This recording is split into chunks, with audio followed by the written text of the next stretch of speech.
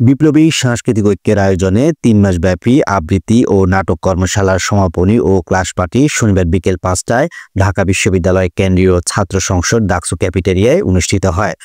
অনুষ্ঠানের শুরুতে জাতীয় সঙ্গীত পরিবেশনের মাধ্যমে আয়োজনের সূচনা হয়।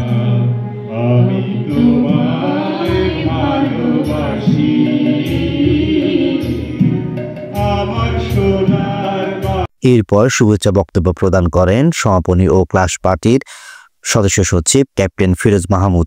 তিনি কর্মশালায় অংশগ্রহণকারী সকল ছাত্রছাত্রী ও প্রশিক্ষকদের আন্তরিক ধন্যবাদ জানান এবং ভবিষ্যতে এই ধরনের সাংস্কৃতিক আয়োজন অব্যাহত রাখার অঙ্গীকার ব্যক্ত করেন। সেখান থেকে সৃষ্ট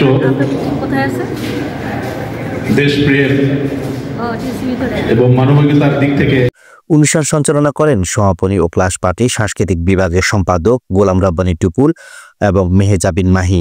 তাদের সুচারু উপস্থাপনায় অনুষ্ঠানটি হয়ে উঠে আরো প্রাণবন্ত। নতুন শক্তি সঞ্চার করেছে। এবারে আমরা গান শুনতে চাই। আমাদের পরবর্তী পরিবেশনা গান। অনুষ্ঠানে প্রশিক্ষণে অংশগ্রহণকারী ছাত্রছাত্রীরা তাদের কবিতা আবৃত্তি, নাচ, গান, জাদু এবং কৌতুক পরিবেশনের মাধ্যমে শিল্প সাধনা প্রদর্শন করেন।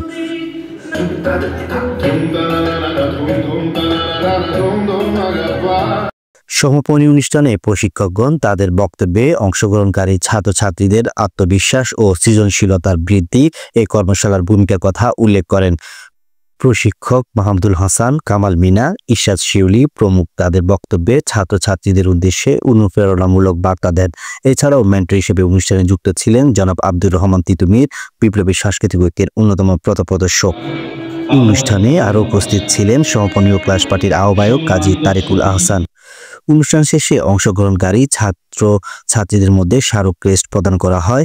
এই সময় উপস্থিত সকলের মধ্যে আনন্দ ও উৎসাহের পরিবেশ লক্ষ্য করা যায়।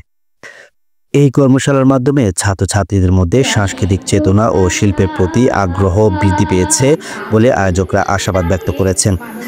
বিপ্লবী সাংস্কৃতিক ঐক্য ভবিষ্যতেও এই ধরনের সাংস্কৃতিক কর্মকাণ্ড চালিয়ে যাওয়ার প্রত্যয় ব্যক্ত করেছেন। শায়ের হোসেন মীর, ভয়েজার মাল্টিমিডিয়া।